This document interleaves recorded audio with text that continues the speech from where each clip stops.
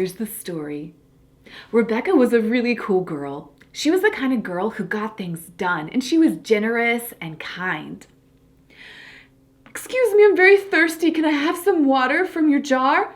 "Sure, and I'll water all 10 of your camels too." "Do you know how much water a camel can drink?" "Thank God, he's answered my prayers. Let me talk to your dad." "Sir, God has chosen your daughter Rebecca to marry Isaac, the son of Abraham, and to help be a mother to his great nation."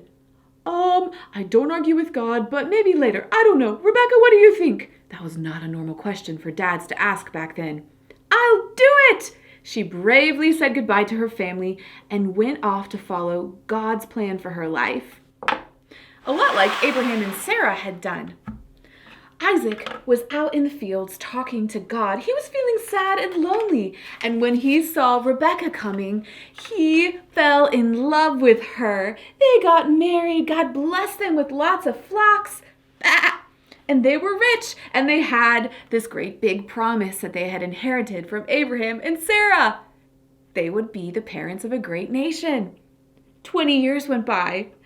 "Oh, Isaac, I wish there was something I could do about this. We still don't have any kids." "It's okay, my love. God, please send us children," Isaac prayed. And God did. Rebecca had twin boys, Esau and Jacob. "Boys, you're grown up now. It's time for me to pass on this great big promise to one of you." And Isaac planned to give it to Esau. He was the oldest. "Oh no," thought Rebecca. God had spoken to her like he spoke to Abraham and said Jacob will be the one to carry on the great big promise. I've got to do something about this. She forgot to trust God.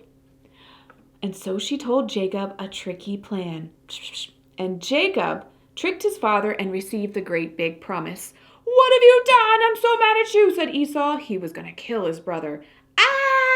And Jacob ran away from the promised land back to where God had called his grandfather Abraham to leave, although he was now the promised carrier. What a mess!